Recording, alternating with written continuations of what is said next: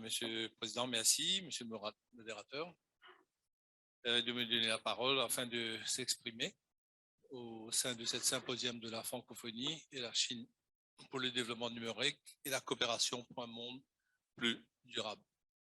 Le développement des infrastructures de communication est un élément essentiel pour une économie numérique saine. Une connectivité internationale robuste et résiliente est réalisable grâce à la connexion à plusieurs câbles sous-marins en fibre optique. Maurice est actuellement relié au monde par 3 câbles sous-marins et un 4e devrait être opérationnel d'ici la mi-2023. En ce qui concerne la connectivité terrestre, la fibre optique et la connectivité mobile jouent un rôle déterminant dans le développement numérique. Aujourd'hui, la technologie 5G offre des capacités de bande passante plus élevées avec une latence plus faible, ce qui est particulièrement applicable dans des domaines tels que la chirurgie à distance, la conduite autonome, les laboratoires virtuels, et ainsi de suite. Les téléphones mobiles sont devenus le monde privilégié pour la prestation des services. Le déploiement de la fibre et de la connectivité mobile a déjà atteint une couverture de 100% à l'île Maurice. Les opérateurs des télécommunications mauriciens ont commencé à déployer des réseaux 5G. En plus de l'infrastructure de communication, nous devons créer un environnement d'application fiable, les installations de base nécessaires pour créer l'écosystème de confiance comprennent, entre autres, un système d'identité numérique permettant aux utilisateurs d'effectuer des transactions en ligne, une plateforme d'interopérabilité pour l'échange des données, des certificats numériques pour authentifier des documents et les transactions et un cadre juridique solide. L'île Maurice a su développer les installations numériques suivantes pour l'accélération de la mise en œuvre de son programme de transformation numérique, le système d'identité numérique MoPass, la plateforme d'interopérabilité pour l'échange des données InfoHighway, la plateforme MoCloud pour la conservation des documents des citoyens au format numérique et l'autorité de certification MoSign pour l'émission des certificats numériques.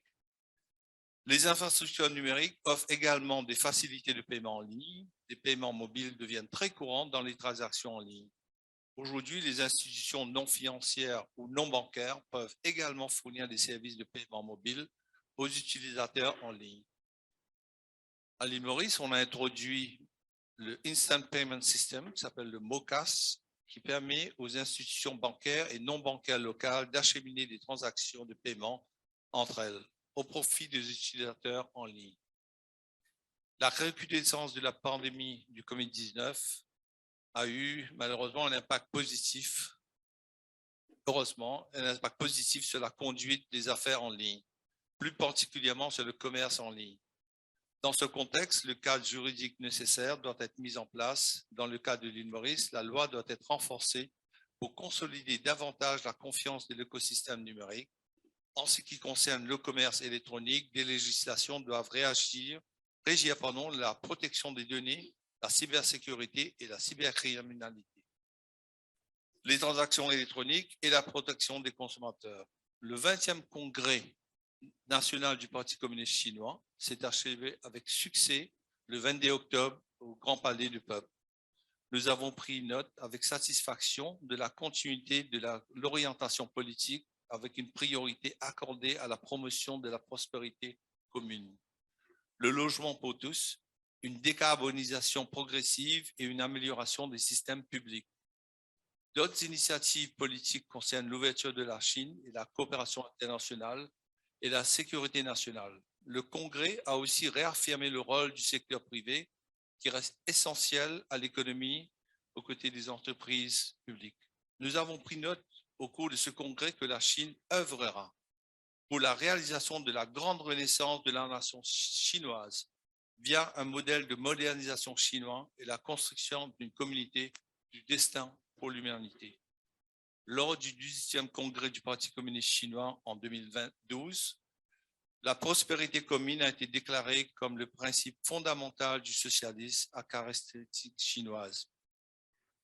La Chine a atteint son objectif annoncé en 2012 d'éradiquer l'extrême pauvreté avant 2020.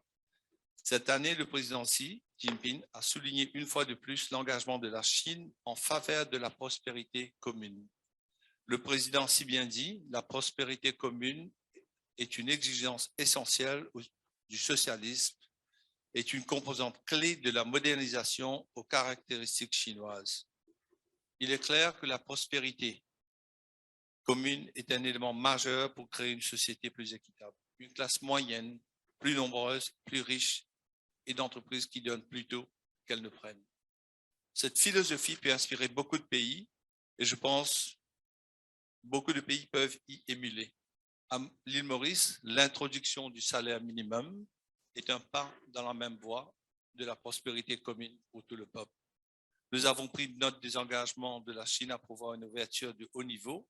Lors de la cérémonie d'ouverture de la CIE, le président Xi Jinping a déclaré avec raison: l'ouverture est un moteur du progrès de civilisation humaine et une voie intrinsèque vers la prospérité et le développement mondiaux. Je vous remercie, chers collègues. Merci beaucoup.